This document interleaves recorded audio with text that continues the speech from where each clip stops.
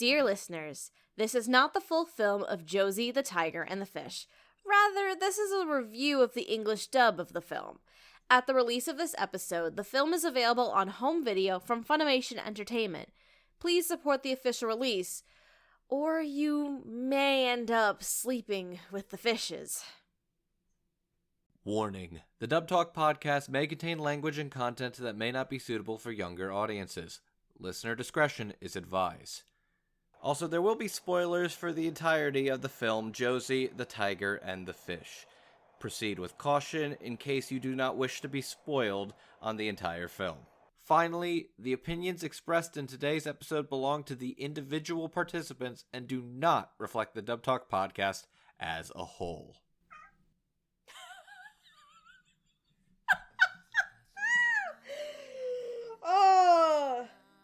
Oh man, if that's not wonderfully timed, do you want to improv, buddy?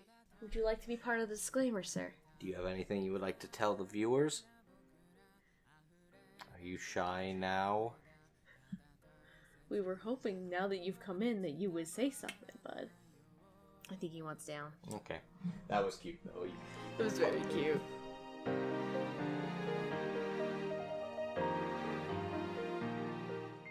Hello, one and all, and welcome back to Dub Talk Presents Summer at the Movies, Season 6. We've been doing this for 6 years. It's unbelievable. So, it's unbelievable how long we've been doing this, covering movies for 6 fucking years now.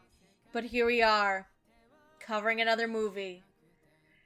Well, you are staring deep into my eyes. This is awkward as fuck. So, full disclosure to you, dear viewers. Hello, my name is Stephanie. I'm here with Andrew, sitting across the way from me on the fucking couch of our apartment. So, full disclosure, we've done a number of recordings with each other in the same room before. This is definitely not our first rodeo doing this. But here's the thing. Usually when we're doing that, we're talking with other online compatriots of ours. So we're usually sitting at our desk, Side by side, not really facing each other. Not facing each other.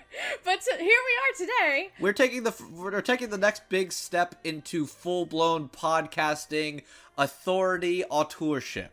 We are facing each other in a desk, in a room, facing one another. We're not even at a desk. We're on our couch, Andrew. We're creating the illusion of authenticity and professionalism. Listeners, we're sitting on our fucking couch with a goddamn breakfast tray to keep the mic level in between us right now. That's what we're up to. There's no illusion to it, bud.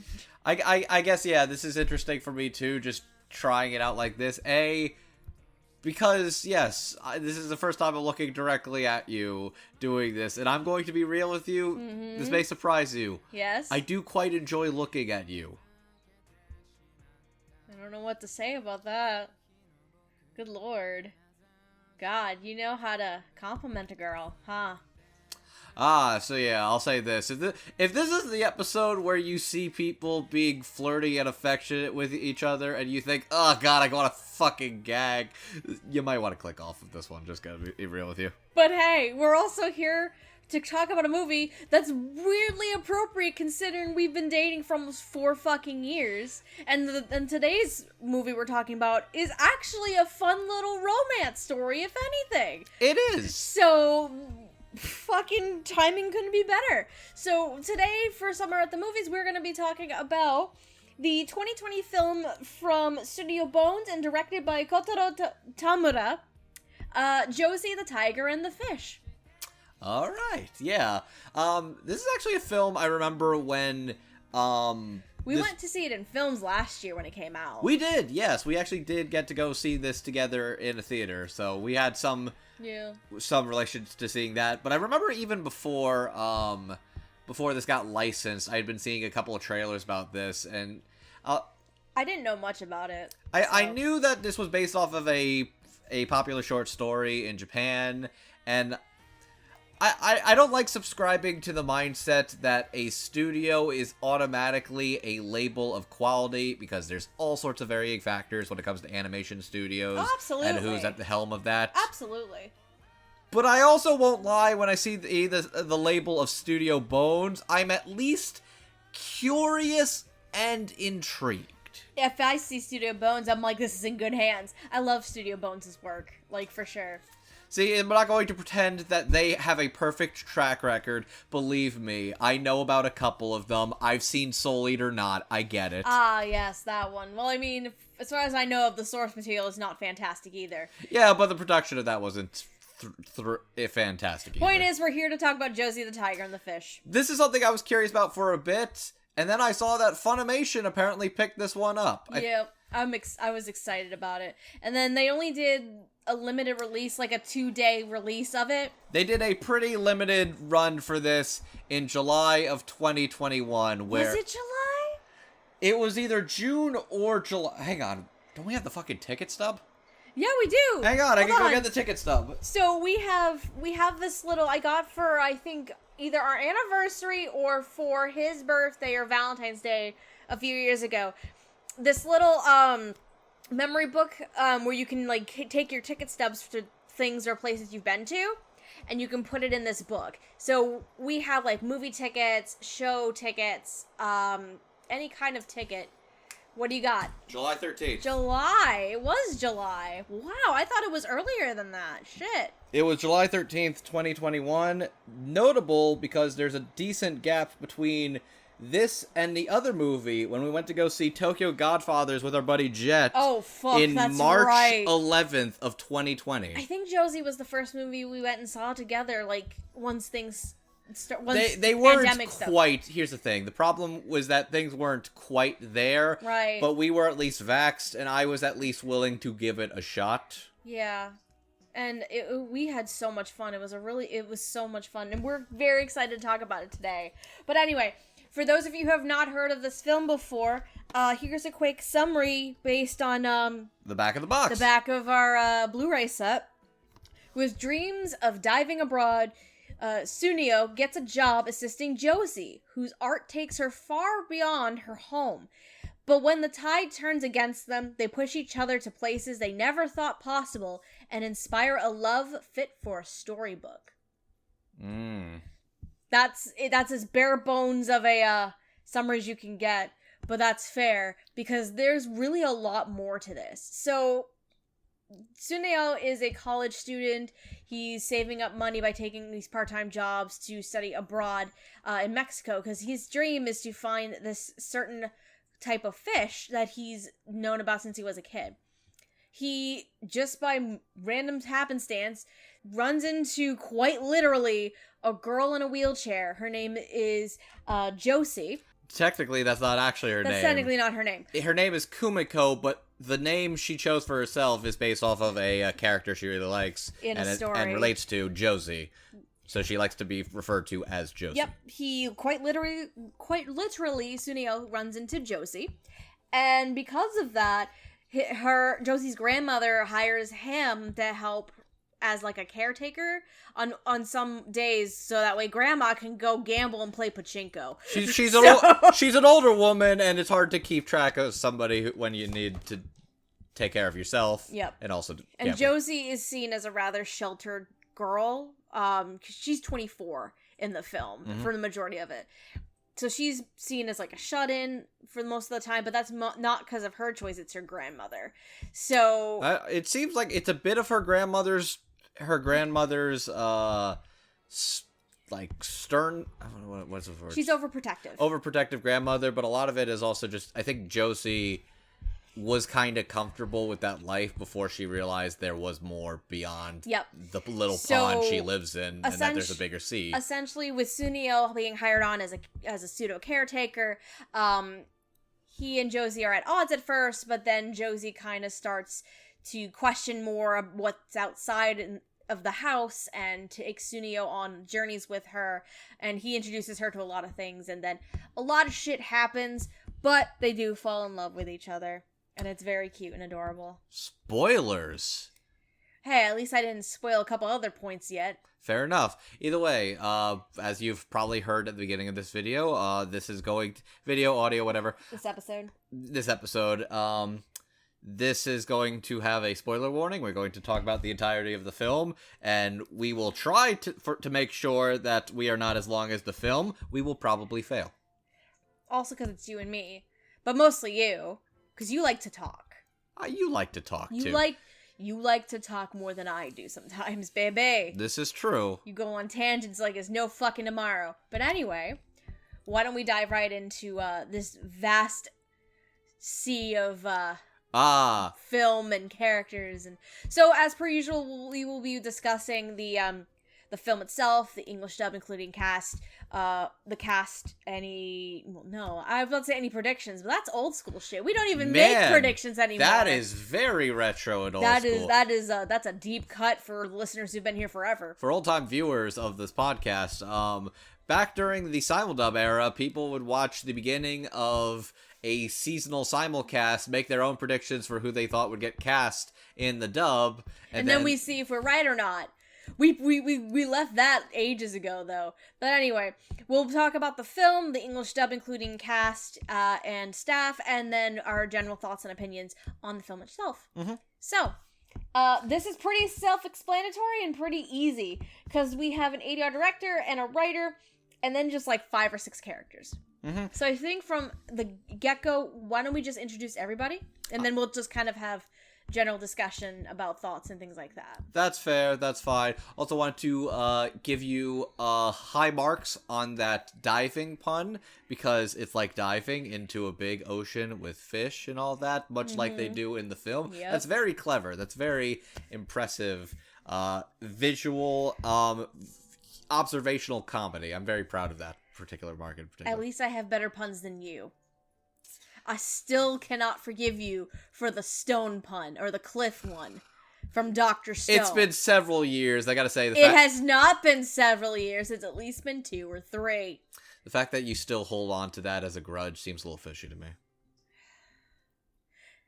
This is why I have the better puns than you, sir. God damn it. Anyway, so why don't we dive into the staff, our cast, and we'll just kind of go with it and run with it and just see where the episode takes us. How's that sound? Let's just hope we don't run out of oxygen. God damn it, stop it! I love you. I love you too, you motherfucker. Anyway, so at the helm of this wonderful project, we have ADR director Jerry Jewell, who has directed other series and films such as The Gymnastic Samurai, Kami-sama Kiss, and Star Blazer Space Battleship Yamato 2199. As for our ADR writer for this film, we have Jennifer Brooks, who's wrote 1 episode of Kuma Kuma Kuma Bear, and that's it. That's kind of all I can really find about the stuff that Jennifer has written for. Now, as for our characters, we have, I'm going to start from the bottom, we have Kana Kishimoto. She is a librarian at the local library that Suneo and Josee meet on Josee's first trip to the library, and she ends up befriending, Kana ends up befriending Josee because they love the same author. She's voiced by Megan Shipman, who has been in series and has played characters such as Sakura Adachi in Adachi and Shimamura, Ayako Yamada in Kageki Shoujo, and Alba Suzukaze in New Game. Next we have Grandma Chizuru Yamamura. She is Josie's grandmother, the overprotective grandmother and all this. She is voiced by Casey Casper.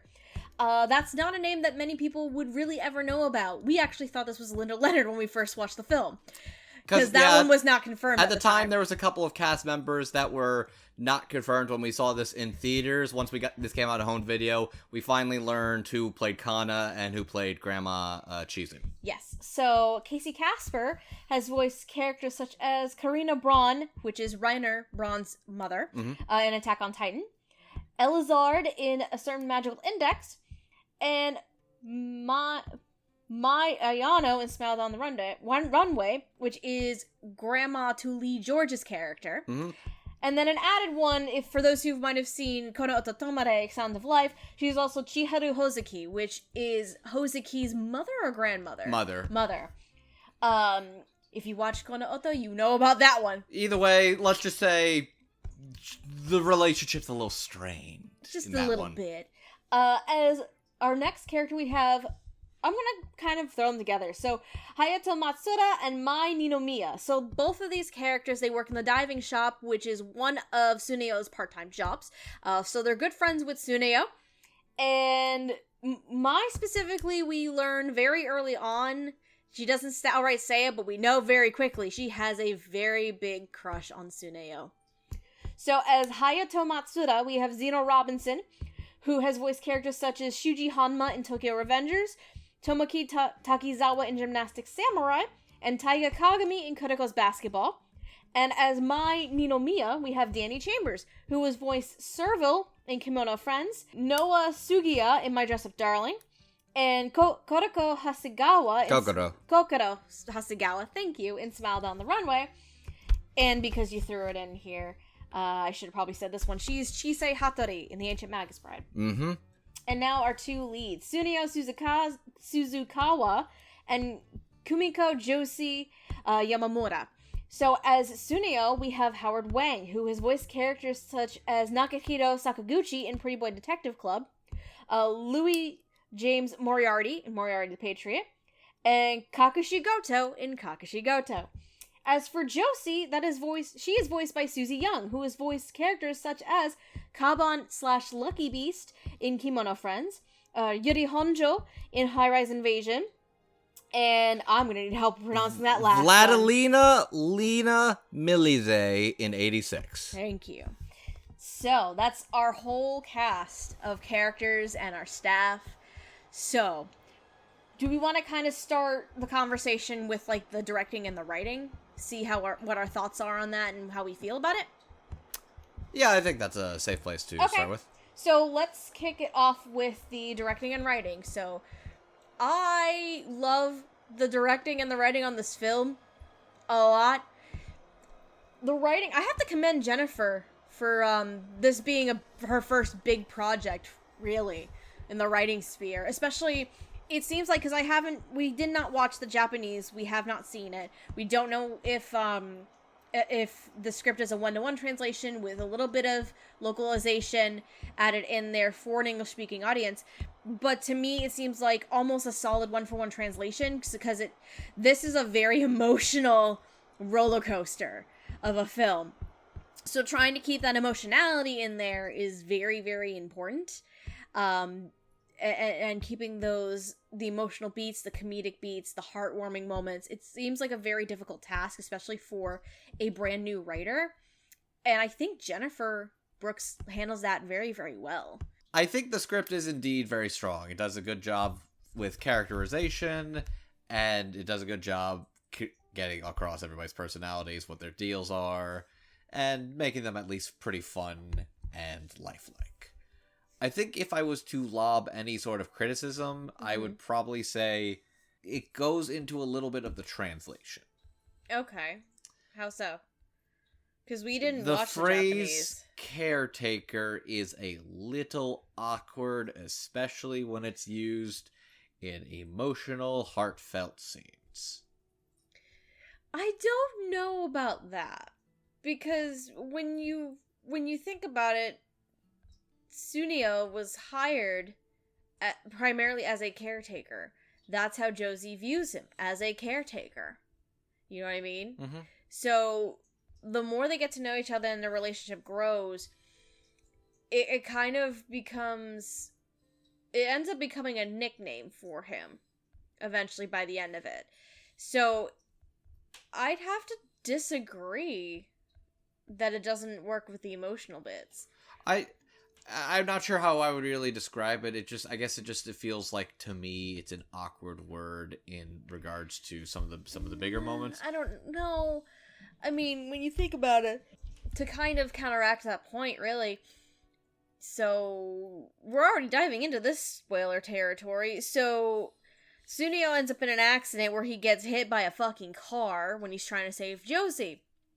And Josee, as she's trying to reach him, ends up on the ground in the street, like, calling for him, like, caretaker, are you okay? And then out of nowhere, she drops Tsuneyo. Correct. Okay. So that's a fair point. That's the one and only time she calls him by his name instead of caretaker.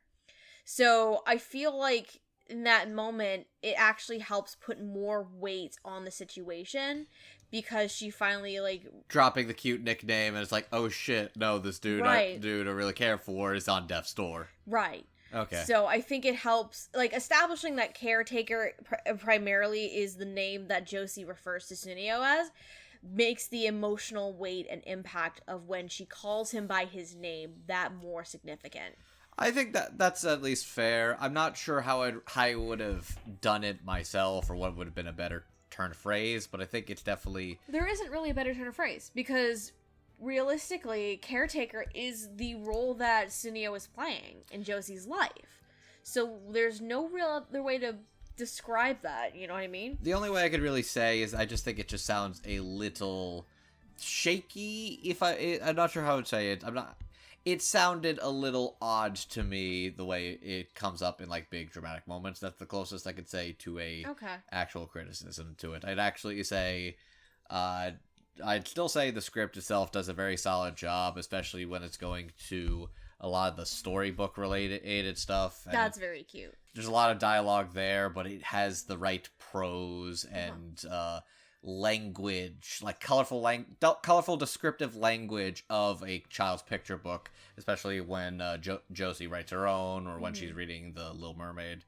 I'll definitely give credit where it's due to the direction actually given to Susie in regards to when she's reading the picture book, both the first time she's just reading the story of The Little Mermaid to the kids, and once she's written her own story and is much more refined in her delivery. In the first one, you can tell she is noticeably nervous.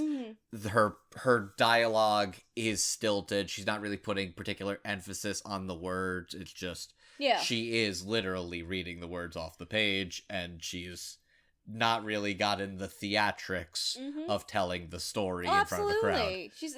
She's put in a very awkward and uncomfortable situation. She doesn't know what to do, so it makes 100% sense. And then when it regards to writing her own story, she's gotten a little more practice. She understands at least the concept of presentation, of storytelling, of playing the parts of the characters too, as well as being the narration versus being the mermaid, being the boy with the wings, and all that. No, yeah. And especially because she has a strong motivation now at this point, too. And emotional connection. Right, because at this stage in the movie, this is after Sunio's accident, and he's, like, severely injured, that he has to go through rehabilitation, all this interesting stuff.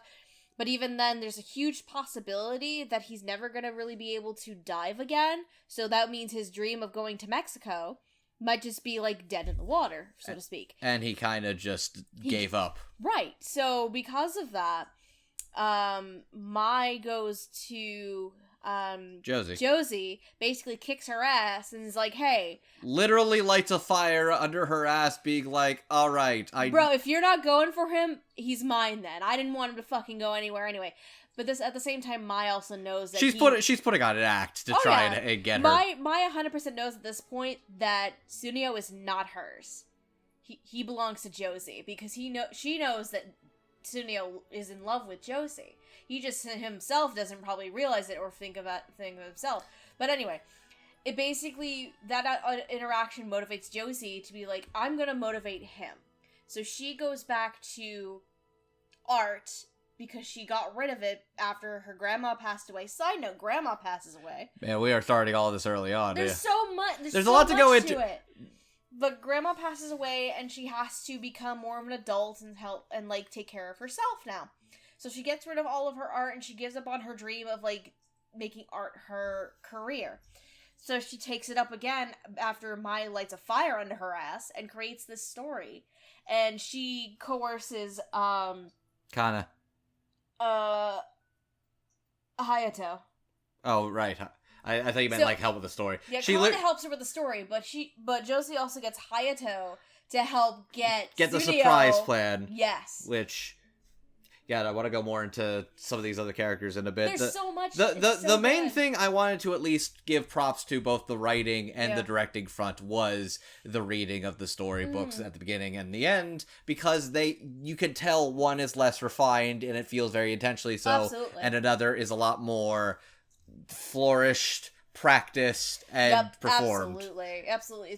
And I think that's, to me, is like the most notable strength of the direction and writing in this particular dub. Oh, for sure.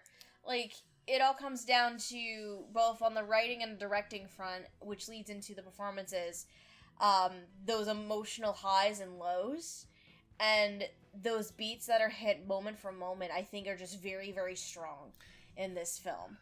This film is doing the auteur film director with a cigarette being like, I want you to feel emotions. Oh, it's an emotional freight fucking train that hits you in the face. No, it's more of a crashing car in this scenario, actually. Oh, god damn it. I was gonna make a joke about emotional truck coon coming into isekai your ass, but... That almost happened. Almost happened. Like, that's less fairness, where it's like, hey, guess what? This dude did get hit by a car. He almost died. He almost died. That was traumatic for him, probably. It was very traumatic. But anyway, I think directing and writing front is 100% solid. Outside my little nitpicks with the term caretaker, I do think the directing and writing are still very solid, and it's a very strong production all around. I'm a sap. I cried. You did. I cried, I think probably both times I watched this movie. I remembered how emotional I got when we were watching it a little earlier today. And I'm like, bitch, I probably fucking cried, like, when we saw it in theaters too. Knowing my stupid ass. It's very possible. Look, I'm not going to pretend I don't get emotional towards movies too. I do.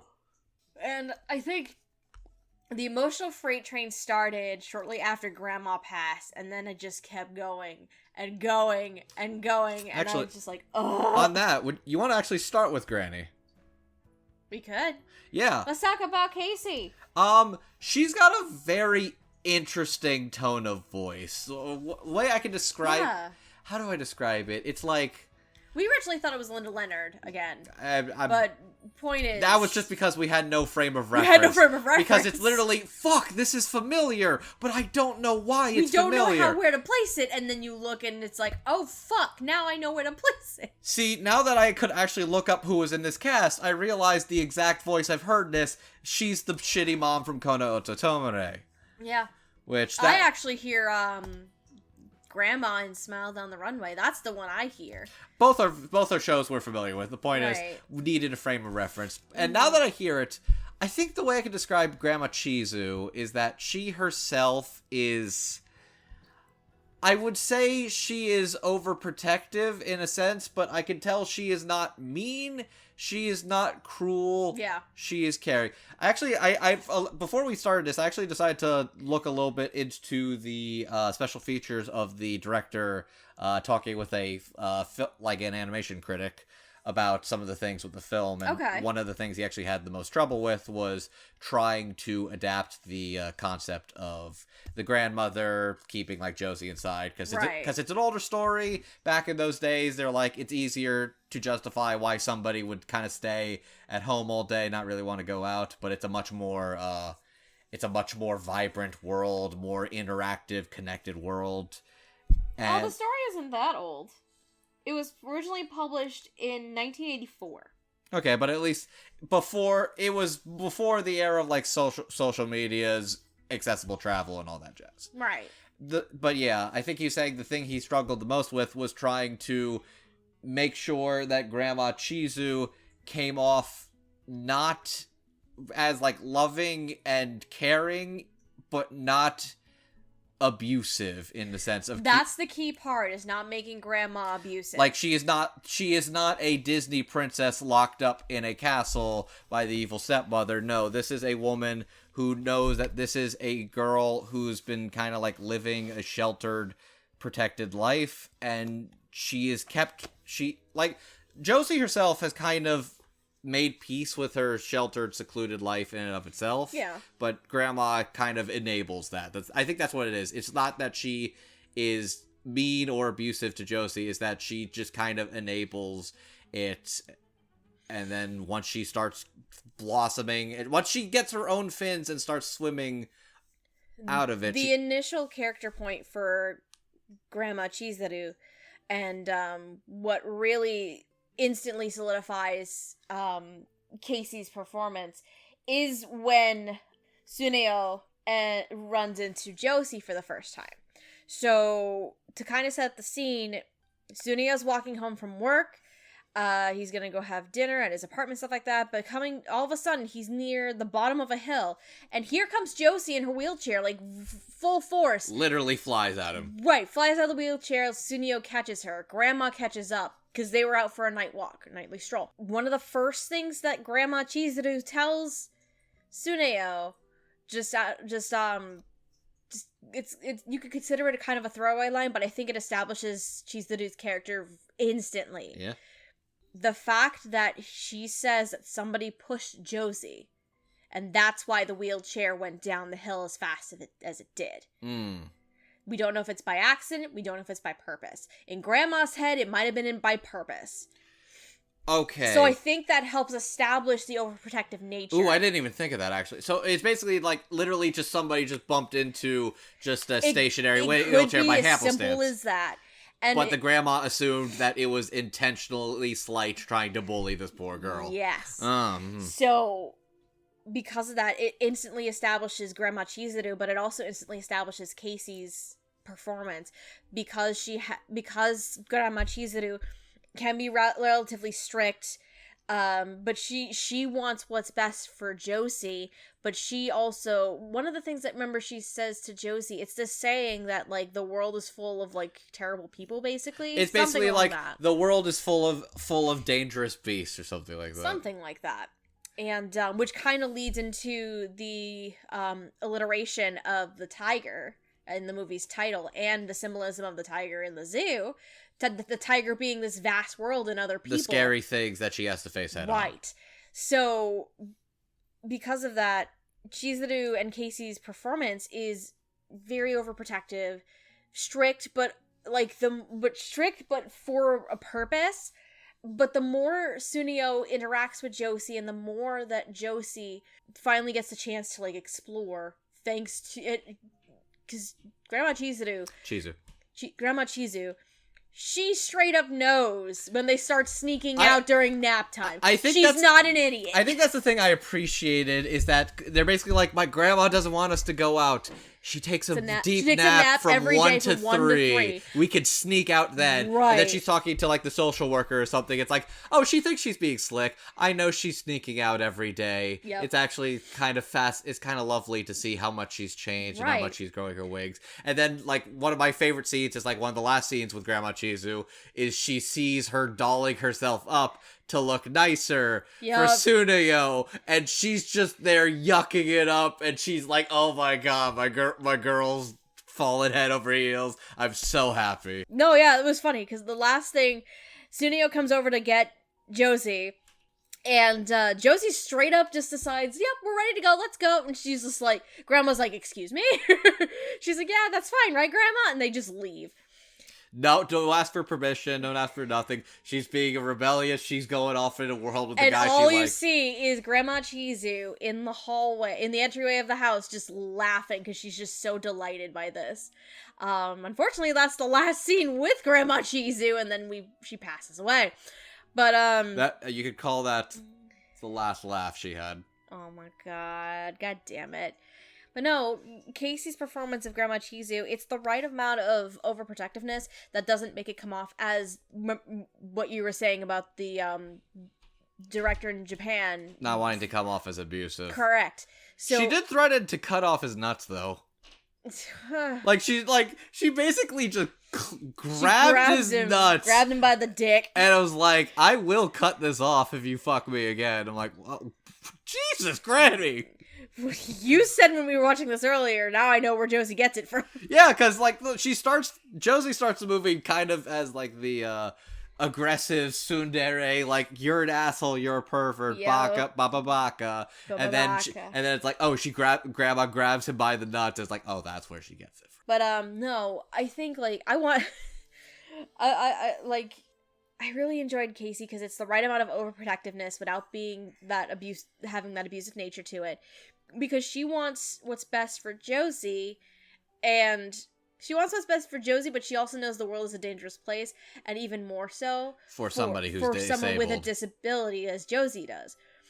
So the developing trust between Josee and Tsuneo is very great, and Grandma Chizu sees that 100%. And she's finally able to, like, kind of let go. Granted, she lets go in the worst way possible by up and dying, but hey. Let's put it like this, she stuck around long enough knowing that her girl was gonna be okay. Yeah, pretty much. That's kind of the way I'm reading into it, is that she realized in that sort of moment she's gonna be okay. Yeah. She's gonna deal with a lot of struggles, but at the end of the day, she's gonna got be the able strength to do and the it. conviction to actually face it. Yep. Which she honestly did not have before. Yeah. So I really enjoyed Casey's performance as Grandma Chizu. Like, it was strict and stern, but caring. Strict and firm, but has a slight tenderness to it because of her motivations.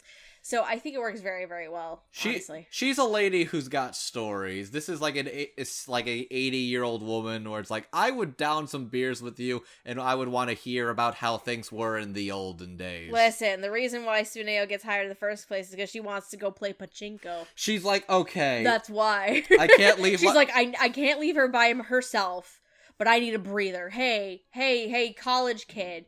Can you take care of my granddaughter while I go play pachinko with the ladies on a Tuesday afternoon? It's probably pachinko, but I'd like to imagine she's got like a crazy nightlife where she just like does a bunch of wild shit in Kabuki Show. She said it was pachinko. She got back one day and said she lost a lot of money at pachinko. Yes, I find it funny she does the little, like, knob thing, where it's like, would anybody who didn't know about pachinko understand the little knob thing? Would somebody think she's just got, like, a gentleman collar or something if they didn't know? Or an alcoholic problem. Either way, but yeah, it was pachinko. No, yeah. I'm glad she had a nice nightlife or something. Either way. I really liked Casey's particular performance. Yeah. I thought it was very interesting, and it stuck out to me in this particular feature. Yeah. Do we want to, speaking of, like, stories and stuff like that Grandma has, do you want to take a trip to the library next? Yeah. Do you want to talk about Megan Shipman and Kana a little bit here? This is a very cute library girl. It is very soft. Like, it's a super soft Megan. Super soft. I'm not used to this. She's got the whole Marion the Librarian thing going for her, and I think that's very... Marion the Librarian? You've not seen The Sounds of Music, and it shows. It's been a long-ass time. Anyways, don't worry about it. Anyways, the point is she's very soft and very cute little bookworm. It's super soft, and of course, we didn't know, because at the time when we went to see the film in theaters... She was not credited. She was not credited, and of course, the English credits weren't even a thing at that time. Yeah, it was just all the Japanese. Yeah, it was still the Japanese. The translations weren't there. So, friggin'... We didn't know, and Megan Shipman herself did not come forward saying she was in the film, but it was very interesting because I did not know that was Megan Shipman at all. It is super soft-spoken. I can kind of hear it now, but that's only with the context that I am aware of who... You can hear it now, but at the time, it's like, this is... Even hearing it again, though, like, it is so gentle, so soft-spoken.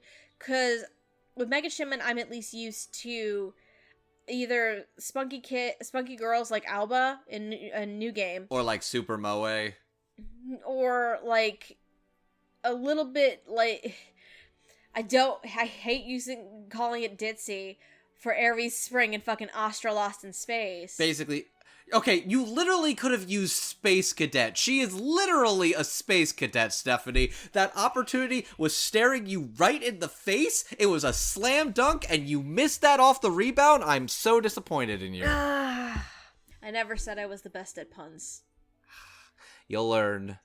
Don't worry, we'll get through this. We're having a cold spout with puns. It's okay. I'm here to support you in your time of need. We will get these puns off the ground and into the stratosphere. Because we're still on Astra Lost in Space, baby. Ladies and gentlemen, I want you to know he took my hands, both my hands. The mic is in between us, and now all I'm thinking is, fuck, are we gonna have a seance right now? That's all I'm thinking right now. Oh my god. Because the mic is in between us. Like, we have a fucking summoning circle happening right now. That's all I can think of. Oh, great divine creatures from God beyond. damn it, no. Grant my dear Let go of Stephanie me. the power Let of go good of puns. Listen, if we could use a summoning circle to summon a fucking Pokemon in Legends Arceus. Hey, I manifested an Alpha Gengar on stream yesterday. I'm fucking good. She did that. I was very proud of her. I showed him the clip earlier. He's like, the fuck? I manifested an Alpha Gengar in Arceus. Hell yeah. Anyway, point being. Anyways, we should lower our volume a little and get back to the library. Says the loud mouth. What? I'm loud? Yes. Ash, did you know? Ash is asleep on the tree. His cat tree. Did you know all this time and not tell me? He's just used to you and your loud mouth, babe. I mean, so are you. To the point where I still have to yell at you to quiet the fuck down. Anyway. Love you. Megan Shipman is Kana. No, this is a very, very soft Megan Shipman. 100%. This is the tone of voice that I've never seen from her before. And it's a very welcome change of pace. And it gives her a bit more versatility because she's used to playing much more spunky, energetic characters like an Alba, like a Aries Spring, like a Anya from Spy Family. Even though that's a little gremlin child, but we love Anya in this household. I was going to say like Maple or La Brava too if you wanted something else. La Brava, yes, I can see that. And Maple as well, yeah. No, yeah, you're right. It's a very different character type for Megan, and it works very, very well. And she also ends up being this this very sweet, emotional, like, like having this friendship with Josee. I think I like that dynamic a lot. One of the other fun things I got from looking at the little behind the scenes stuff is that this was just a story that was just about Sunio and Josee, and a lot of the additional characters were additions to the film. And they actually said that if this was just about a sad girl finding happiness through love or something, that wouldn't really be that fulfilling or complete of a character story. Oh no, yeah, 100%. The important thing is that like she has a relationship and a friendship outside of just her romance with Sunio, and that's what she finds in Kana. Somebody who she can bond with and interact with on her own terms. This sheltered girl who doesn't really know the ways of the world, and she kind of finds a fellow book dork to bond over and support her in her like when she's trying to find her independence. And I actually think that's kind of lovely. Yeah, honestly, it's a fun dynamic that Megan and Susie, who's Josee, get to play off of each other, and it's just a fun little friendship, and it kind of helps push forward the narrative of Josee and her story, and her finally getting the chance to do all these things that she couldn't because she was so sheltered and she was stuck being inside. So she actually got to have a friend, basically her very first friend, outside of a caretaker that got hired out of nowhere, and the cat. Don't forget the cat. And the cat. The cat, I realize now on the cat is not a friend, the cat is a child. The cat is Josee and Sunio's child. You cannot tell me I'm wrong. Yes, but Sunio is the stepdad in this relationship. See, I was thinking I was getting a little Freudian because I thought the cat literally was Josee, or at least Josee's budding relationship with Sunio. Because literally starts out hissing him out. Yeah. Before warming up, letting him pet him. And Josee does have that dialogue the first time we're dealing with the cat. It's basically like, are you the cat or are you? Or is it you or are you talking? She doesn't like. He doesn't like you stepping into his territory unannounced, like you own the place. It's like, are you talking about yourself or the cat? Or the cat. Clearly clearly the cat. When in actuality, yes. Yes, but yes, the cat. Once the cat eventually warms up to Sunio and starts letting him pet him and take care of him, it's like that's a sign of the relationship budding a lot closer. Absolutely. But film symbolism. Woo! It's great. Yeah, it's very cute. But no, Megan's good. Megan Shipman as Kana, if it establishes another relationship for Josee, and I think it's very, very well done and just so sweet and adorable, and I love it. How about, do you want to move on to our two dive shop folks? I want to start with the good boy fuck boy. Fuckboy Hayato? I love fuckboy Hayato. He's a good lad. He's actually a good lad. He's actually a good dude. He comes off as a womanizer, sure. Not to an extreme extent, which is fantastic, because if it went to that like far end of it, it wouldn't be as believable. He's not really a player. No. He's not really a womanizer. He just wants a girlfriend. He's more of, how do I describe it? He is the best friend character. He's the jokester. Yeah. He's the kind of plus one you bring to everywhere. Yep. He's kind of all over the place. He's goofy, but the reality is he's loyal to a T. Yes. And he is not afraid to kick your ass when you need your ass kicked. Oh, and that's the big thing for me about Hayato, is that he is kind of like the jokester, the prankster. Mm-hmm. He's going to tease Mai a lot about his obvious crush on him or something like that. Right. He's going to talk about how he wants all these girls to lavish him in praise and attention, how he wants to raise. But the reality is he really gives a shit about Sunio. He really gives a shit about Mai, and he really wants his friends to be happy and to do well. And I think the scene that really sold it for me is when Sunio's in the hospital and it's when Sunio's in the hospital. He's trying to take him out for the night. And he gets roped into story time in the library. Which I wasn't sure what she meant when she said, "Hey, can I borrow your face for a second?" I thought that meant he was going to be the model reference for the character in the book. I thought so too. It might have still been the case, but I basically was just like, I need an extra pair of hands for my master plan. Can you help me, bro? And he's like, yeah, no problem. No, yeah. But I think because at that point, like, both Hayato and Mai know that Sunio's given up on his dream. So Hayato is a fucking bro and is going to help try and, like, reinvigorate him. He's basically like, hey, I'm going to take you out because you need to get out, get some fresh air. And he's basically lashing out, being depressed and mopey. And he's like... Hayato's like, you forget I saved your ass when you ran out of oxygen that one time. I think you owe me one. Like, he's dead serious. You don't see him in the face when his back is turned to Sunio. Because that's what I would describe, is that Zeno's got this very casual, this is the dude you want to go out to parties and karaoke's with. But then in that moment, he gets real with you for a second and drops the voice down to a very stern, serious... Oh, absolutely. Don't you dare stay in this fucking bed, my man.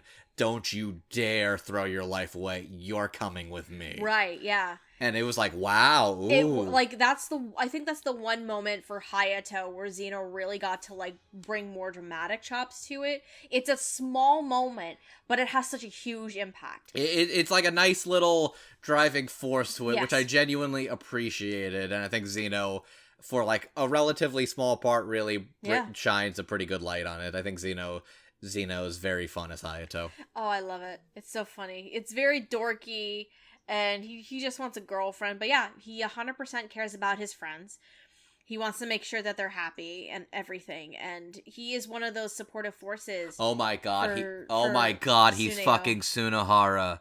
He's fucking Sunohara from Clannad. I know you don't understand what that means, but that means a lot to me, because Sunohara was kind of the player, gets his ass kicked and all that. But when he gets real with Okazaki, when shit gets real, he is not afraid to tell him that you're full of shit and you need to listen to me right now. And it's, oh man, that's why for the folks who have seen Clannad, that probably which does not include me, you'll understand. For the folks like me who have not seen Clannad, that's just went over your fucking head. But I'll agree with you on the assumption that you know what you're talking about. Clannad was literally one of, like, the important anime that like shaped me as, like, an anime fan. I will say I know what I'm talking about. Okay, all right, I trust you. I believe you. Moving on to Danny Chambers as Mai. So, oh my god. Mai has some sass and spunk to her, and she's not she's not shy about her feelings. She holds them back as because she tells Josee. No, it's not Josee. She told Sunio. So Mai is the personification of the phrase "always the bridesmaid, never the bride." Yes, 100%. And the scene I think that really hits me the most, and for Danny Chambers' performance, also I was a sap for like 2/3 of the fucking movie, or at least half, was when she goes to visit Sunio at the hospital. This is after he first goes through his accident, and he's still recovering. This was right before he starts rehab. She basically sees he's tossed out his like Spanish translation book like in the trash, as in giving up on that dream. Also, don't forget though, she and Hayato also come in at an earlier point after his professor comes in. Oh yeah, to tell him that they're moving on with a different student for the scholarship just program. focus on getting better, and Correct. it's kind of like almost like a defeatist. Right. So Mai takes Sunio out in his wheelchair just to roam the hospital grounds a little bit, and she finally confesses to him. That is a very awkward confession, by the way. It's a very awkward confession, but I think it's very poignant because at this point we already know that Mai does not have a shot in hell with Sunio, and she also knows that. Because she knows that Sunio is in love with Josee. He just doesn't realize it himself yet. And because of that, I think it just hits this very big emotional point for Danny's performance too, where, like you said, always the bridesmaid, never the bride. That's the character, like, direction that Mai kind of ends up in. So she's going to help Sunio because she loves him so much, but she knows he's never going to be hers. She knows she's not going to be the one to fix him. Yep, she's not going to be able to help him. At this point, it's Josee is the only option that he has in order to, like, snap him out of this depressive state. And so I think it was her conversation with Josee after that scene where Mai is like, I wasn't going to hold him back from his dream. I was going to take this to the grave with me until he got back from studying abroad, because I don't want to be selfish. But at the same time, he's got nothing left to lose anymore. He's got nothing left to lose. If you're not going after him, I'm going to take him for myself, because I never wanted him to leave in the first place. We know that's a big fucking lie after the fact. Oh yeah, she's lying. She's just riling up Josee to do something about it. It's basically, it seemed like a sort of unfair rivalry at first, but then like the latter half basically turns it into a rivalry to better the other person, to nut up or shut up, basically. And again, that's what fires up Josee in order to write that picture book and create that picture book with the story to help Sunio get out of his funk. And I'm just also gonna say, I love Mai and Josee's relationship, as strained and as bitter as it can be. That one moment where he's in the middle of rehab and he's finally able to, like, walk across the whole bars by himself without help from his therapist, and they have like a moment of this is also the first time that Mai's visiting him during rehab, because it's only just been Josee and Hayato. And then Hayato sees her lurking in the corner, like, get over here, you brat. And then Sunio successfully gets across, and then fucking Josee and Mai just, like, high-five each other, and then they realize what they did. And no, we like each other. Oh no, and then puff their cheeks out and turn away. It's like, haha, you care about each other, you fucking dorks. Hayato's just like, did I miss something? He's dumb, but he means so well. Danny, I think, is a fun contrast in terms of personality. She's also playing a character to Josee. She's also playing a college-aged character, which is actually definitely a departure from her typical go-to casting. No, yeah, which is usually younger girls or teens. Which is like, she's got this level of, like, I'd almost say she's got cute girl next door energy is what That's the vibe. Girl next door energy. That is 100% the vibe that I get from Mai. And I think Danny absolutely conveys that across, where she's this very, like, sweet and kind lady, but she kind of knows that she doesn't have a chance in hell. And no, yeah. she's It's sort an of unrequited friendship. dealing with that grief, but I feel like the fact that she at least got it out means she can sort of deal with it. Yeah. Now, when she gets it out, the only thing she cares about after that is Sunio To get better. getting better and him just not giving up on what he wants in his life, you know? Hence, her going to Josee and basically rallying her ass up. So... No idea if her and Hayato have any chemistry, but they've at least got a very good they have supportive... a fun dynamic. They've got a good supportive relationship where he's like, where she's just like... He's kind of you can tell, wow, you're really good at putting on an act. It's like, shut up, I know what I'm doing. It's like, all right, let's go out, get some food. Your treat. What? Yeah. It's like, oh, I love you, Hayato. Hayato's a doofus. But yeah, no, Danny's got a very interesting delivery in her voice. Yeah. Which is, I'll say this, the one thing I will say, the one flaw with this being a movie that is like a little over 90 minutes long is that you can't develop some things. I would definitely say her and like Mai and Hayato and the relationship to Sunito is probably one of the more underdeveloped parts, which I get why the story's more about... The story is supposed to be Sunio and Josee. But I appreciate the fact that their inclusion does like broaden the scope of their relationships outside of just each other and their friendships and relationships outside of that, which I appreciate. It adds more character depth and background information for Sunio, which is great. And it also adds a bit more character motivation to Josee during the latter half of the film after the accident. So it's a very good addition to the film itself. But yeah, Zeno and Danny are just delights. Yeah, I definitely think Danny's got some very strong emotional heartbreak vocal deliveries, and for sure, I was pretty impressed with her kind of like yelling at the door saying, "I know 100 things about him. What do you got?" And it's like she's clearly putting on an act, but you can tell the tears are real, which I applaud Danny for that in particular. Danny and Zeno, fantastic. If you want to talk about emotional, though. Here's what I was going to ask. Which of these two did you want to tackle first? Honestly, we may as well just put them together. Okay.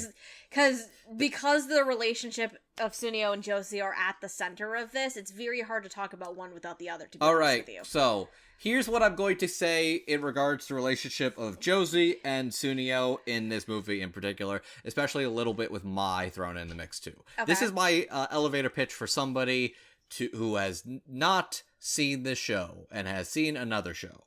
Okay. Hello, viewer.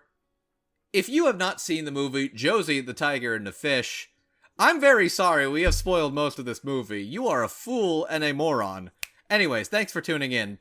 Make sure to like, comment, and subscribe. We love you. I'm losing the plot here. Yes, you are. So, yes. What's your elevator pitch, babe? Do you like Toradora?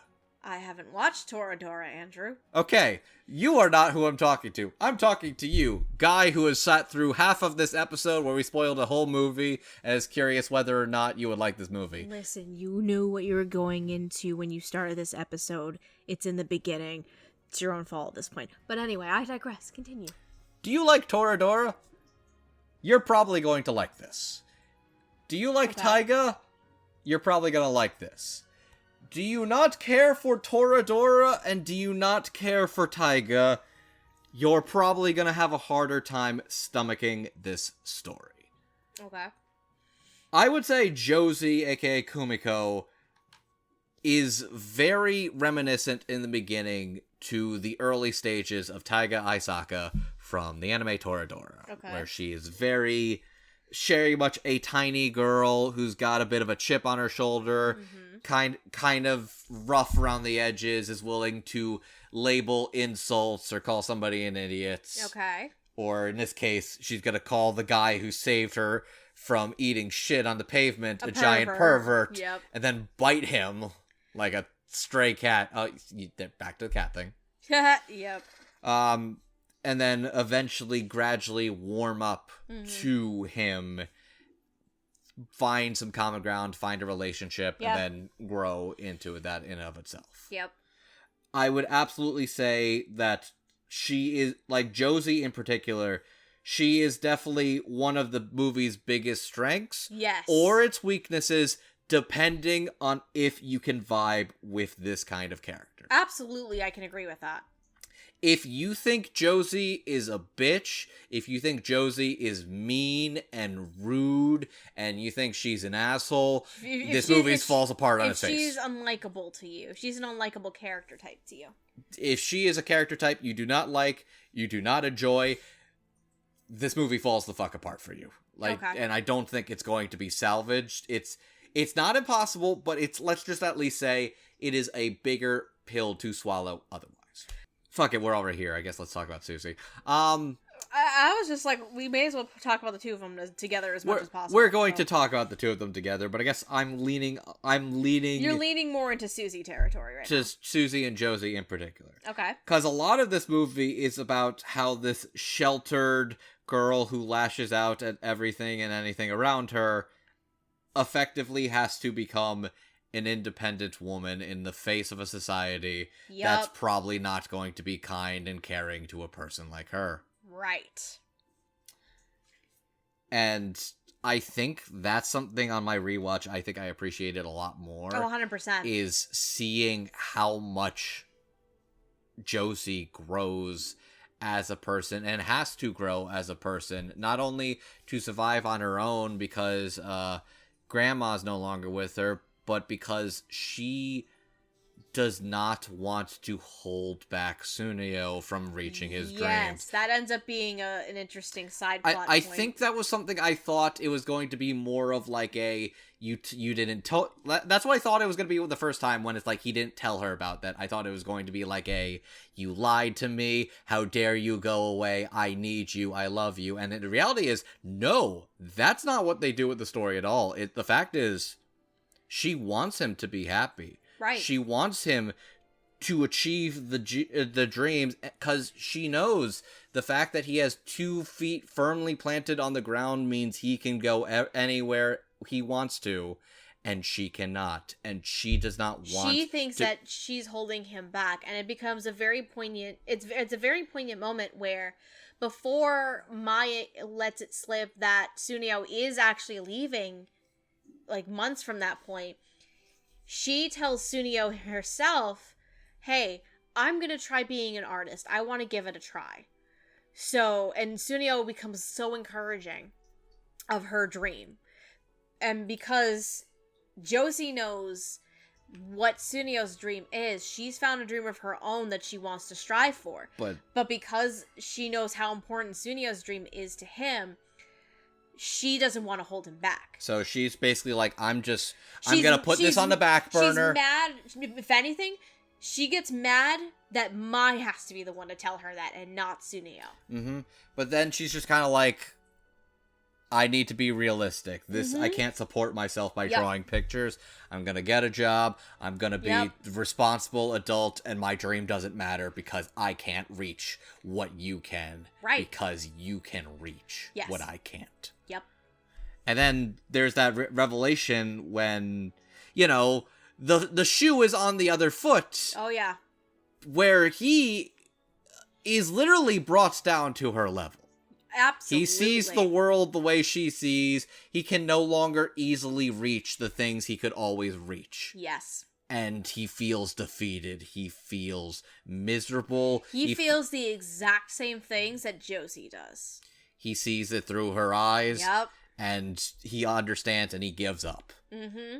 And it feels actually kind of encouraging that she's the one that pulls him out of it. That she has lived this way her whole life. She has lived this way her whole life.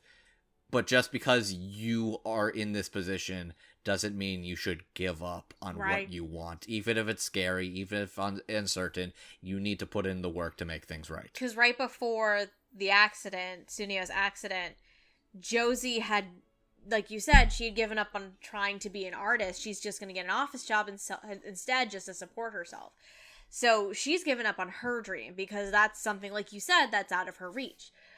But after Sunio being brought down essentially as you said, to her level, and like the depression sits in and defeatist attitude sits in, and Mai goes to confront Josee about it, Josie's like, I don't want to see him give up on his dream. I don't want him to suffer that much. Hence what motivates her and drives her to write that story for him, to try and pull him out of it, and to give him that motivation to try again, that it's still possible to achieve it. And in its own way, her writing the story and her motivating Sunio motivates herself. That by the end of the movie, she decides, I'm gonna go work as an illustrator for children's books. Or I think she decides, whatever my dream is, like, I'm even if it takes me 5 years or 100 or whatever, I'm going to see this through to the end. Again, she decides to be an illustrator for children's books. Yeah, okay. I just added what you said with that extra steps. I get what you're saying. Yeah. But the dynamic between Howard and Susie is just like... I love it so much. It's very sweet. It's very heartwarming. It has its moments of comedic timing that are just fantastic. And this is, again, the core of this film. And if that relationship wasn't, like, genuine or realistic... It wouldn't work. And so I think the relationship and the dynamic that Howard and Susie create, essentially together in this film, is just phenomenal. Howard is a very good little aquatic dork. He's a dork. He is a good boy. He Sunio's is somebody who works way too hard, needs to learn to take a nap. He's doing like 3 part-time jobs in school, trying to make money. Yep. Just because he wants to study abroad. Because he wants to achieve his dream. Because this one fish he found when he was a kid only really exists in Mexico. And he's always wanted to see a school of them swim together. I'm having a bit of a eureka moment. Uh-oh, what now? What now? He spends the entirety of the movie he's literally swimming with every single fish in the sea, but there's only one fish or him. That analogy is lost on me. It's very silly. Yeah. Literally anytime anyone breaks up with anybody, they're like, okay, champ, don't worry about it, there's other fish in the sea. And then he wants one fish in particular. Now that you've explained it, you didn't I hate it even more. You didn't understand the phrase, there's other fish in the sea? I didn't think about it, actually. When you said that, I'm like, what the fuck are you talking about? Literally swims with other fish in the sea. Anyways. I mean, so is Josee. She's had 5 boyfriends at once. One time! So she says. I mean, damn, girl. Fucking good for you. But no, it's... Howard as Sunio is very sweet. It's also very gentle. It's abnormal. That's what it is. Abnormally patient. Sunio is extremely fucking patient with Josee, especially in the beginning. I mean, at the start, all the shit that she makes him do. Even if he's getting paid, there's a level of there's a limit. It's bordering on masochistic. I need you to count all of the planks in the floor. Excuse me? I need you to find 10 4-leaf clovers for me. Fuck, what? And he does it. He's getting paid, so he's like, yeah. Whatever, it's fine, but you're also a little bit of a masochist. Yeah, whatever. But yeah, I think Howard's definitely like this very good, cute boy. Mm-hmm. But it's also fun watching him kind of snap back a little bit when he's drunk or dealing with all that. He's just like, I don't know if I can deal with this. What is with her fucking problem? How am I going to get back at her for this And shit? then kind of finding common ground and sees like, oh, she actually wants to see the world. Yep. He wants to understand her. And a big moment when he finally understands her is when he takes her to the beach, ocean for the first time. Where she sees her literally like this kind of like cool, suave, mysterious girl who's got a bit of an attitude problem. She's like a child. Vulnerable. She's like a child because she's just curious. It's not even, it's curiosity, but it's almost like vulnerability because she is literally crawling through the sand and dirt because she wants to know what the ocean tastes like. That's why. So he just kind of is like, okay, picks her up, takes her over to the water. And then they're just flashing around in the yeah. And it's a very beautiful scene. I think it's like very, you can tell the colors and like the composition on that was very pretty. Oh, it's very beautiful. And yeah, I think, and I'd also give props to Howard in regards to when he hits the low point. The second half of the film, yeah. Where he's kind of like, because he doesn't really he's not really mean. He's this, like, very cool as a cucumber guy. No, yeah. He's able to handle anything that's thrown his way. Again, abnormally patient.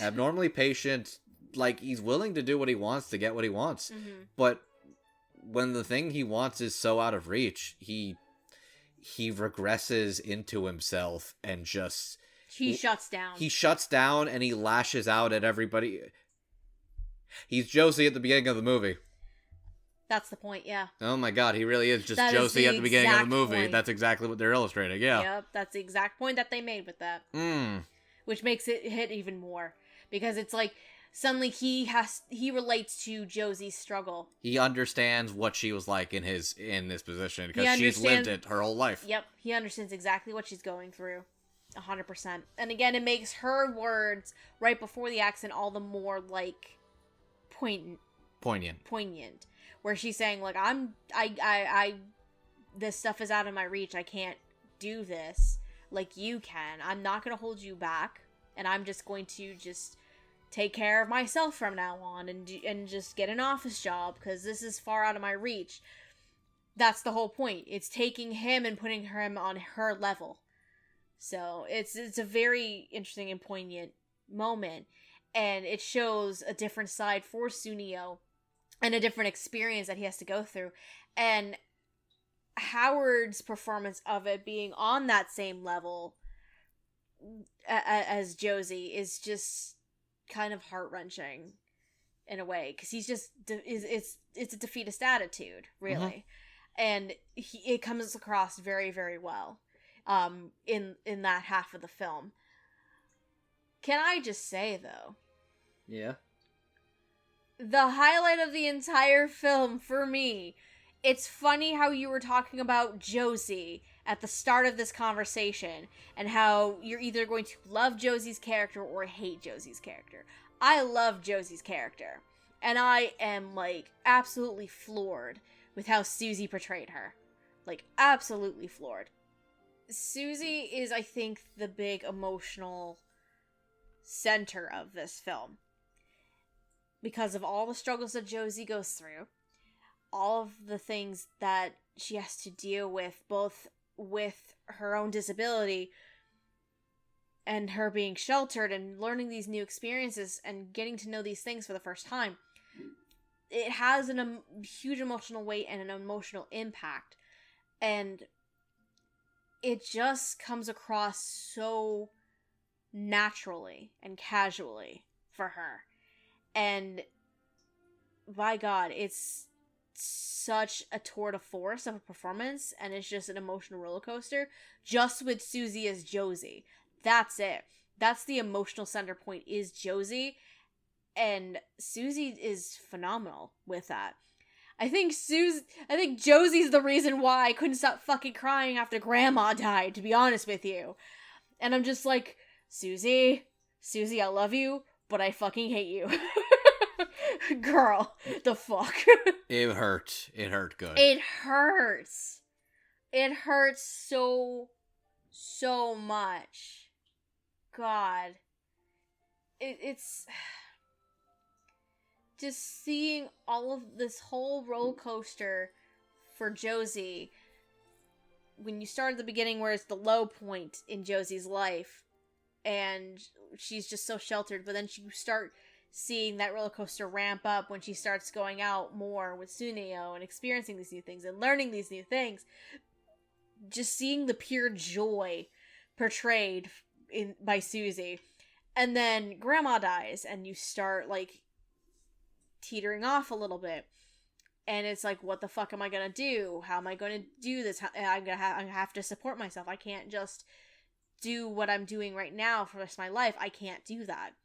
And then you start seeing the dip, but it's like she gets back into that rock bottom right before the accident again. And it's just this huge tour de force. And Susie straight up carries the film. Josee is the thing that this film lives or dies by. Not just the relationship between her and Sunio. Josee is the thing that this film lives or dies by.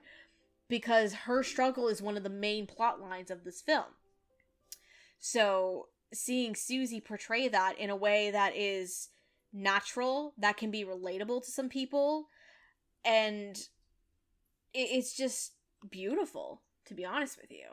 I'll definitely agree with you there, because it's clear that she starts out as this kind of like cold, like feisty, hissing stray cat of a character. Yeah.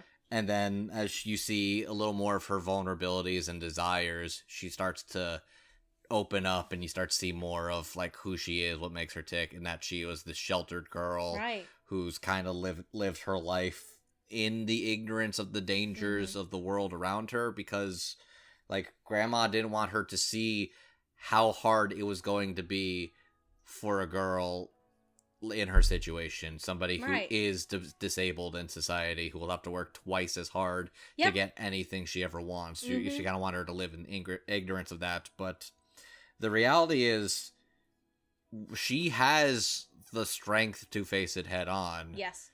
And it's just she hadn't found it yet. She hadn't found the sound that in particular to try and face what she wanted, even if it was going to be hard. Yeah. I think the reality is, I think the thing I appreciate more with the relationship of Suneo and Josee the second time around is I recognize this is an equal partnership. Yes. And they have to come to terms in order to move forward by being there for each other and being able to be there for each other instead of just one way or the other. Yep, because when Sunio tries to like reach out to her after Grandma Chizu passes away, at this point Josee has already been bombarded with all this other stuff that's happening and her trying to adjust to all of this, that she shuts Sunio out. And then when Sunio gets into the accident, the reverse ends up true. Sunio shuts everyone out, which includes, by extension, Josee too. Because Josee, I think, only visited him like once in the hospital before the picture book comes into play. So it is about an equal partnership, really, and just coming to terms with each other, not just each other, but with yourself. And yeah, I feel like it goes without saying, absolutely pretty floored in general with Susie's performance. She gets a lot of the sort of brat, like the little bratty kid, to becoming a much more like mature, put together, or at least knows what she wants adult woman. Absolutely. And I think that you could kind of see the visual, not only just like from the vocal performance that Susie gives, you could literally hear the character kind of like growing up and growing out of her shell in real time. You see her literally looking more like an adult working woman, going from like a little kid at 12 or 13 or something. You also get that in some of the outfits that Josee wears. Oh yeah, she definitely looks a lot more mature, and she starts out like outfits that a kid would normally wear, you would think, right? And then basically starts wearing like business casual turtlenecks and all that. And she even cuts her hair, tries different hairstyles, things like that. Unrelated. Like you see her mature. It's very interesting. Minor thing, I want to give props to the character design in particular by one Now Emita. Okay. Which I didn't realize until doing research for this. That's the person who did the art for O Maidens in your Savage season. Oh yeah, you told me that earlier. And then I looked at all the specific facial expressions, and like the way that Josee looks at the end of the movie looks like some of the characters from O Maidens, and I'm like, oh shit, I see it now. And I really like O Maidens. And O Maidens is also another tour de force of emotions and stuff. And you know what? Props. I really like Now's particular design aesthetic in particular. I think Josee in particular very much shines aesthetically, and they show her growing up in the film. Yeah, and it comes through in Susie's delivery. As I mentioned at the beginning of this, I think you could absolutely hear how she is much more awkward and unsure of how to present a story, like read a story to a bunch of kids, to at the end of it where she's much more refined at her presentation, at her vocal delivery, at her storytelling, and like reading the parts compared to reading the narration. And you could really hear the progression. Like, that's what props to directing and writing. That's also a prop to Susie for conveying the awkwardness of somebody who doesn't know how to read this story compared to somebody who does. And I think that was absolutely impressive. It also, I think, that contrast between both those reading sessions shows Josie's growth as a person, too. So that really, like, all culminate. I think it all, like, the growth Josee goes through as a person and as an adult really culminates, like, fully in that moment where she's reading that story, because she knows what she wants, she knows what she's going to do now, she's not giving up on herself, and she's become more of this, she's more of an adult now who's gone through so many experiences, compared to her being this shut-in that doesn't know how to interact with people, you know what I mean? So it comes full circle in that moment, I think. I'm not going to say that this is my favorite role of Susie's. I'm definitely going to... I'll give it top 5. I think my favorite is still something from last year, actually, probably 86. But I'm absolutely going to say that her role as Josee is absolutely probably top 5 for sure. She is really, really good. And I might say this actually is my favorite, to be honest with you. But I need to go back to seeing what she's done. So how's it feel to have a former alumni of yours on the big screen? Oh, it's great. Like, I'm proud of you, girl. Mm-hmm. I need to catch up. Damn, I need to catch up with her sometime. I haven't talked to her in a long time. For those who don't know, same high school. Yep. We're both from the same graduating class in high school. Believe it or not. More details, check out Kimono Friends. Yeah, Kimono Friends. I kind of talk about it. That's the first time we ever talked about Susie, so... but yeah, no, absolutely very impressed with her work in Josee in particular. And yeah, for sure, the big thing about this movie is... Do you like... No, yeah, this is my favorite. Do you like Josee? Do you like Josee and the relationship she has with Tsuneo? Yes or no? If yes, you're in. If not, you are very out. No, this is 100% my favorite Susie. And basically, if you like Toradora or don't like Toradora, that's what I'm going to say is a good tentpole. By the way, fucking hate fireworks season, guys. Holy shit. Fireworks have been going off around our area for the past 3 days. And I'm pretty positive I can see reflections off of cars. They're shooting fireworks over there now. We might need to hold off for a few minutes. Nah, fuck it. We're already here. We're already here. We're almost at the end. We're at final thoughts. Let's do final thoughts. Bottom line with Susie and Howard, fantastic job. They carry the movie, and that's a fun dynamic, and I love it. But props to Susie for being the big emotional weight throughout the course of the film. So, final thoughts on Josee, the Tiger, and the Fish. I like this much better on my rewatch, I'm gonna be honest with you. I like it so much more on my rewatch, because the first time around, I enjoyed it, but I don't think I appreciated it, was the thing. I think that's kind of where I'm at, too. Even with some of the... Even though I have some extra details I didn't know about with the director interview, like the stuff with Grandma Chizu, and the fact that this movie was about more than just a romance. It was about relationships and, like, being a dependable partner. Yeah. That stuff I didn't have at the time. But even watching this a second time, I knew what I was expecting, and I feel like I got to appreciate the characters, especially Josee, a lot more 100%. On my rewatch. I think I got to understand it a lot more and appreciate it a lot more, which the fact that I agree with that, because when we first saw it in the movie theater and when it was in theaters for that limited run last July, I can't believe it was fucking July. It was almost a year ago since we watched that film. Holy shit. By the time this comes out, it will have been. Point is, though, I like, obviously when you're watching a movie for the first time, you don't know anything going into it. You're going to be surprised and with all these different things that are happening, you don't know what to expect.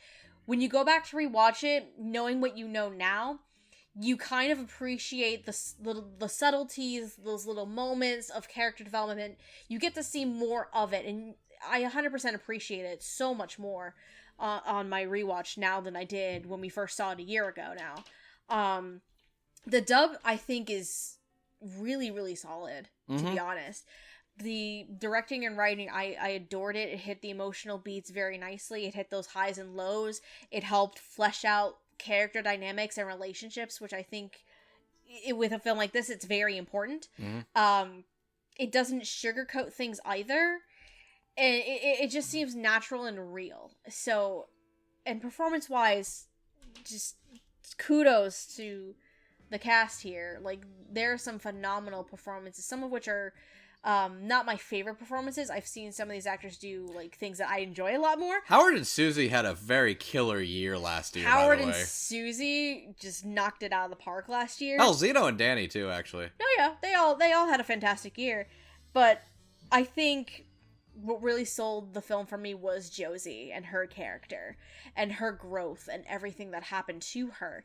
And with Josee being essentially that big emotional center throughout the course of the film, that's a huge weight to carry, and Susie carries it fantastically. But overall, the cast is phenomenal. I loved all the performances, and just the directing and the writing is just so solid on this. It's, again, like you said, your enjoyment of this film is going to depend if you like a character type like Josie's. If you, basically, I'd say like your Taiga is basically your, I don't want to use the phrase tsundere, but basically kind of that similar. It kind of leans into that character archetype of somebody who's a little more shut off, lashes out, yep, but then softens up when you get. I literally just described a fucking tsundere. Fucking who am I kidding? kidding? You just did. Do you think tsunderes suck, or do you think they're cool? That's it. That's a very simple bastardized version. That's what you're gonna think. And I'm going to be honest. I'm down for that. I personally, I recommend this film. It's a beautiful film, and I enjoy the dub. If you haven't watched it yet, I think you should go watch it. Now I know you'll probably be okay with Toradora. Oh, probably. But you, what about you? How did you feel about this film? I said earlier that I absolutely appreciate this. I think I like this movie a lot more on my rewatch because I felt like I liked it, but I didn't love it the first time around. No, yeah, you appreciated it a lot more on the second time. There's a lot more I get about these characters. I understand. The more I get about the dramatic cinematic parallels and the development of Josee and Sunio as a relationship, that they are just not. They are not codependent. Yes. They are I'm going to use this phrase. They are not codependent. They are independent together. No. I'd say they're dependent, just not codependent. They do depend on each other, but not to the excessive point of codependency. That's what I meant. They are not codependent. They are independent together. That still doesn't make sense, but okay. We'll roll with it. Look, it's a fucking song from Steven Universe, and I love that song. It's a good. That explains a couple of things. I haven't fucking seen Steven Universe. God, we need to fix that. I like watching things with you, so we're gonna watch that together at some point on the backlog, which is as long as it's not fucking Gumball again. Oh my god, God! You know what? I love this woman dearly. The closest thing we will ever come to fight is our disagreements on the amazing world of Gumball. I hate Gumball. It's such a good show. It's so cool. It's fucking stupid. The animation style's unique. It's silly. It's European. The animation style is fine, yes, but the whole idea of the amazing world of Gumball is stupid. You can fight me in the comments. I don't care. There's a Gumball actor in anime now. I know. Good for Jacob Hopkins. I still don't like Gumball. I swear. Sorry, guys. Sorry, Jacob. Look, I don't like Gumball. Look, friends, fellas, guys, gals, non-binary pals. Yes. Relationships are about work. They're about patience. They're about understanding. They're about compromise. They're about seeing eye to eyes. You're not always He's taking my hands again, ladies and gentlemen. You're not always going to agree on everything. Yeah. You're not always going to like everything. You don't have to share the same interest in everything. Mm-hmm. But what you do yes, is when you love somebody and you care about them, You want to be there to help each other through thick and thin. You want to be there and support each other. You want to make sure that it is a partnership and not one person is taking advantage of the other. That's why I appreciate a lot more about this movie, as I recognize is that Josee and Tsuneo very much want to be there for each other and help each other, but not like one, it depends on the other, as equals. And that's something I really love about you, is I feel like I can be equals with you, and you help me and I help you. Aww. And we're in this together. And yes, I know what you're about to say. That's pretty gay. No, what I was actually going to say was when you got to that butt moment, I thought you were going to sass me about my dislike for Gumball, actually. Stephanie, yes, I love you with all of my heart. Yes, I can make this work even if you are a filthy Gumball hater. Oh, shit. Anyway, we'll make this work somehow, I promise. We'll get through this rough patch. We've only been together for almost 4 years, Andrew. Anyways, yeah. And yet, here you are, me and my heathenistic ways of Gumball. That made no sense, but hey, it makes sense in my brain. Anyways, so Josee the Tiger and the Fish. I think both of us recommend this film a lot. Both of us recommend this movie. But we will say that if you're a person who doesn't really like the character type of Josee, you're not going to get really any enjoyment from this, because you're probably going to have a hard time getting past Josee as a character. If you are, you're going to be in. If you're good with that kind of character, you're good. Where can the lovely folks find this movie? If you yourself want to watch Josee the Tiger and the Fish, it is available on home video release from the company formerly known as Funimation Entertainment. Yep, the company formerly known as Funimation Entertainment. Now probably under Crunchyroll. The film, I don't believe, is available for streaming, unfortunately. I do not believe it is. So it's a home video. So home video, home video at the time of this recording is the only way you can see it. But it's a home video. It's a movie. It's like $20 or $30. It's probably pretty cheap. Mm-hmm. My copy comes with a copy of the soundtrack, which we didn't even talk about how fucking great the music was from Yvonne Call, which Yvonne Call you'll know for works on things like Appare Ranman and Violet Evergarden. Yep, that makes sense. But anyway, yep, that's the only... Home video is the only way you'll be able to watch the film. If you are interested in anything that we at Dub Talk do, you can follow... If you're already on YouTube and you're watching the video version of the episode, welcome. If you like what we're doing, please subscribe. It's awesome. We put out new episodes typically on Fridays. We're cool. Unlike Josee, we don't bite. Oh, Jesus Christ. No, don't you dare! He grabbed my arm and he was gonna fucking bite me. No, I wasn't. Yes, you were, you dick. No, I wasn't. Rude. Anyway, if you're listening to us on audio platforms like Spotify, iTunes, or Podbean, if you want to hit the follow button on the podcast channel so you can keep getting weekly episodes in your queue, that would be awesome. You can also follow us on social media at Dub Talk Podcast on Twitter, Twitch, Instagram, and Tumblr are both dead at this stage. And then if you are interested in supporting us in a different capacity, we do have, for one-time donations, a Ko-fi account where you can submit a small little one-time donation to support the show. But we also have, if you want to support us for the more of a long run, we do have a Patreon, and you can get fun little perks, including early access to our upcoming episodes, clips, little news, Patreon episode raffles quarterly, and also shout-outs like these wonderful people that we're going to thank right now, including Megan's mom and dad, Michelle Travis, Nico Robin but with Yowie hands, Victor Mayborda, Anthony Brown, Carly Lestical, Crimson Echidna, Jacob Wilson, Jared Hawkins, Julia W., Marissa Lenti, and Otaku Anthony. Love you, beautiful people. Thank you for supporting the show. We love your faces. As for the two of us and what we do, you can follow Andrew on Twitter at MangaMan9000. And he's also a co-host on Severe Resolutions podcast O&A, along with fellow Dub Talk host, Jet. As for me, you can follow me on Twitter at LilakeAnimeReview, with review being spelled R-E-V-U-E. I have a blog, lifeandtimesToTalkIt@wordpress.com, that has been gathering dust for ages. I should fix that somehow. But you can also catch the two of us speaking about the Twitch, the Dub Talk Twitch 2 seconds ago.